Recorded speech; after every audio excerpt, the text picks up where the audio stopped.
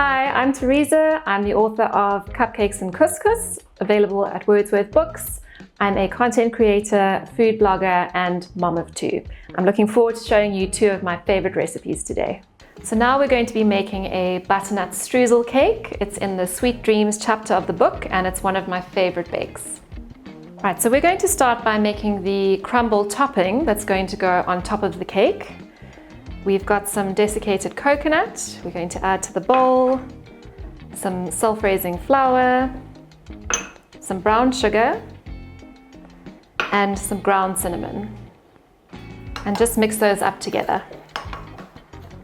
So this is a gluten-free cake. I wanted to have a gluten-free offering in the book, and I've used a gluten-free self-raising flour in the mixture and in the streusel topping. So I've mixed all the dry ingredients together, and I'm going to add some cubed butter.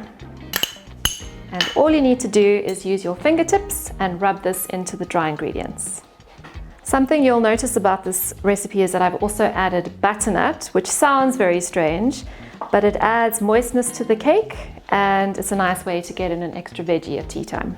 If you have a fan-assisted oven, I would suggest lowering the temperature by 20 degrees as they tend to run a little bit hotter. But just keep an eye on the cake towards the end of the baking time. Once it's done, it should come away from the sides of the tin slightly, and an inserted skewer will come out clean, and that's how you know it's done. You'll see that the mixture will start to resemble breadcrumbs and then start clumping together. Once it starts clumping together, you know that it's almost ready. Make sure you get all the little dry bits at the bottom of the bowl.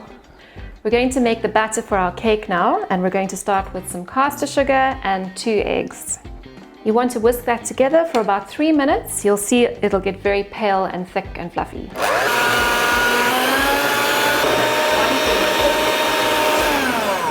So you can see now that it's gone a lot lighter in color, it's thicker, so we can add the rest of our wet ingredients. Our butternut goes in. You can see it's not too much, and it won't taste like a butternut, I promise, but it does add moistness to the cake. I'm also going to add some melted butter, which gives it an amazing flavor. Some yogurt. This is just plain yogurt, and some vanilla extract. And whisk that again just until everything is combined.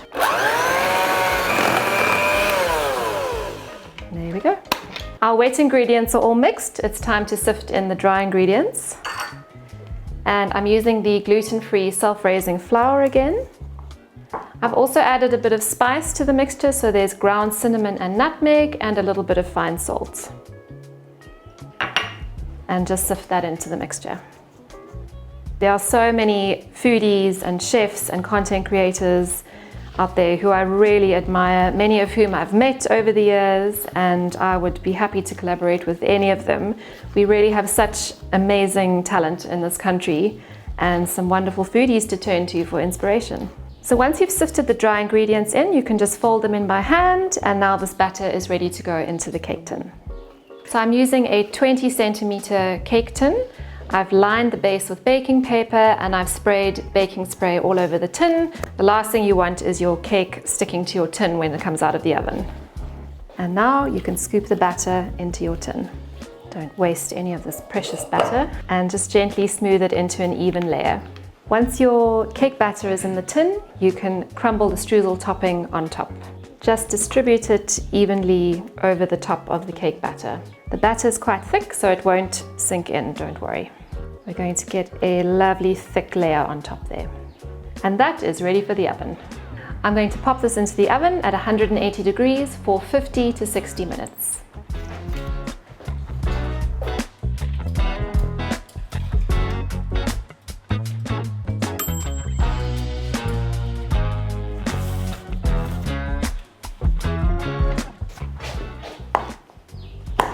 You're going to let this cool now before you take it out of the tin.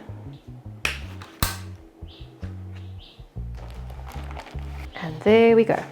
Something else that I love about this cake is it's perfect if you don't feel like something that's covered with lots of icing or overly sweet. So I like to finish this off with just a dusting of icing sugar. What goes into planning for yourself if you should host friends or family coming over? So So I'm someone who tends to get a little bit stressed about these things, so I find that planning really helps to take a lot of the anxiety out of it. So I'll plan my menu, I'll do a shopping list, I'll plan my time on the day. It sounds very nerdy, but it really does help me.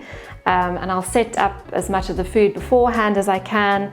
I've just included the tips in the back that have really helped me to entertain at home and not feel so stressed. Anyone with kids will know that you hear the words "I'm hungry" about 100 times a day. So I was really wanting to think of new and different snack ideas.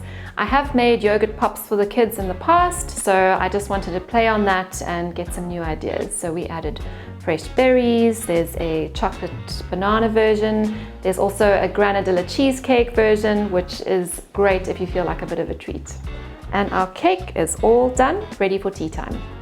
I really hope you've enjoyed the recipes today. They are available in the book, Cupcakes and Couscous, From My Kitchen to Yours, which is available at Wordsworth Books.